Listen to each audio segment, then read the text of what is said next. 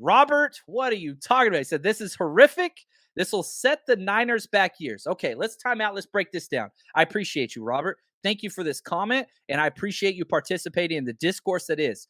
I'm going to disagree with you completely. That's okay. Disagreements are a great thing. How could this set this 49ers back? I don't understand. Financially, it helps the 49ers. If you would have cut them completely, you might have been able to save a couple more $1,000,000. But really, financially, I think the difference in cap space probably going to end up being about, I mean, it's $6.5 million. I don't know what his salary was beforehand. Let me pull that up real quick because I want to make sure that, I'm speaking it from exactly what is correct. All right. Oh, wow. They already got it up there. Man, shout out to Spotrac. They freaking got up there quick. $6.5 million base salary. He's got 1.4 million signing bonus, 441,000 roster bonus, cap hit 8.3 million. What? Are you kidding me? I don't know if these numbers are right, but I love Spotrac and their work. $8.3 million. His cap hit was 5. So you get to keep him for just over $3 million extra. How is this setting you back? The cap hit is 8.3 million. I was thinking it was going to be 11 or 12. Oh, baby. This is better news than I thought. Y'all getting me excited right now, man. Are you kidding me? His cap hit was I think it was 4.9 beforehand, but it's off the site now. So you basically 8.3 million? That's nothing. That's nothing. Does it make him the highest paid backup quarterback? Sure. And if you don't provide context and you don't bracket this conversation with all the things surrounding the team, one, Trey Lance is on a rookie deal. You just lowered your cap dramatically, almost 19 million. Let's see if they updated their cap tracker with where that puts the 49ers. Because if they did, guess where the 49ers are now, ladies and gentlemen? They were dead last in the NFL. Guess how much cap space they have now? $18.1 million. They are 1, 2, 3, 4, fifth. That's right, baby. They are 5th in the NFL in cap space. All you people clamoring all time, man, you got to roll over that cap space to Nick Bosa. Guess what? Solved. How could you not be happy about this situation? Paul, thank you for the gift in the super chat, my friend. He says, no trade clause can be waived. Could Jimmy G have taken the cut to be moved to where he wants to go? I think you nailed it. He does not want to go to a place that's going to diminish his long-term value. He doesn't want to go to a bad franchise. And again, this was a way, it's a game of chicken. It really is. And the 49ers basically were, tell him, look, dude, we're going to ship you out to freaking the Giants. You want to play for the Giants? Nobody wants to play for the Giants. We're going to send you to one of those teams. And he's like, look, dude, don't do that. I'll give you a discount. The 49ers had the 5th most cap space, ladies and gentlemen. They have $18.1 million. What does that do? That gives them the opportunity. We saw this in 2019. You get off to a hot start. You feel like you can make a push to win it all. You can trade for expiring expensive contracts for free agents that can come in and support and help right then and there. Emmanuel Sanders, you remember that? Players like that. Now you have the freedom to do so.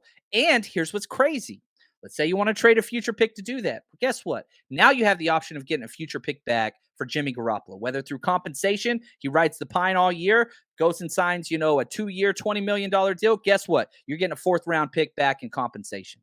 James, thank you for the gift, my friend. Won't we now get a comp pick? Yep, which will be better than what we could have got by trading him. Yes, but it's a year delayed.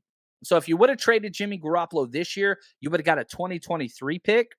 Compensation picks don't come until a full year after the signing took place. So again, if we stick with the whole theme of Jimmy Garoppolo stays on the roster for the entire year, free agency starts next year, sign somewhere, then you'll get a comp pick the following year. So this is a 2024 pick that you would be getting. And he will sign somewhere. And again, depending if he just sits the whole time, my guess would be like a 2-year, $22 million whatever, which is $12 million a year. Shoot, let's just, I don't want to speculate too much over that.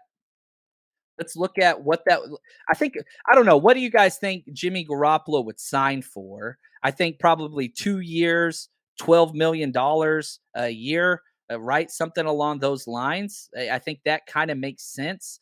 And so if we look at JC Jackson this year, he got $16.5 million a year. That was the last third round compensation pick that was awarded. Okay. That was the last one. If we look at fourth round compensation picks, where's Randy Gregory? What did he sign for? I got this all right here. Sorry, I'm scrolling through and figuring this out real time, but I think it's important because, again, it's easy to say he's going to get a third round comp pick, but he might not. He signed for 14 million. That was a fourth round pick. And again, numbers will escalate. So then that's where that's going to be. So my guess is probably a fourth round compensation pick. I think that's what Jimmy will get paid. And that's what the 49ers would receive just off the top of my head now. But what if he steps in and balls out? What if he steps in and flames out? Right. So there's definitely that's going to be there. Robert, thank you, my friend. He's the one that brought up the whole is going to set him back for years. Thank you for the super chat, my friend. He says, what about locker room dynamics? What does this do to the psyche of Trey Lance? One of my favorite things about Trey Lance, and I can go back to, I don't know if I have this clip cut right now. I don't think I do. But you go back to when John Lynch was asked right after they drafted him, and they said, as much as we loved Trey Lance, the player, we love Trey Lance, the man, way more. The kid has everything that you've ever needed from a perspective of between the ears. Everything. Leadership is beyond, it's incredible. And again, you don't worry about the media. You don't worry about the headlines. You don't worry about those clickbait journalists that cover the team and want to trap you and all that stuff. You don't do that. And guess who else doesn't care about that? Let's listen to Trey Lance on what he cares about and what he does. In the most respectful way possible. Like, it doesn't change how I feel about you guys as people, but I really don't necessarily. It's not my job to care what you guys say or anyone else on social media. I mean, for me, I care about what the guys in the locker room think and what my coaching staff thinks. And at the end of that, that's my job. You guys, unfortunately, aren't the ones that are making decisions for me or really have any effect on me in the most, again, respectful way possible. But I know everyone's got, strong opinions one way or the other.